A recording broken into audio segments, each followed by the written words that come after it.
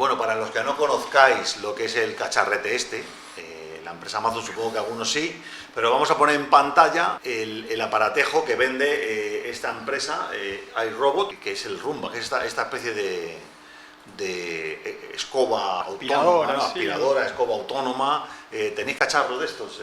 Agus, Julián, ¿tenéis en casa? No, prefiero todavía las personas. ¿Confías en las personas? No los robots, sí.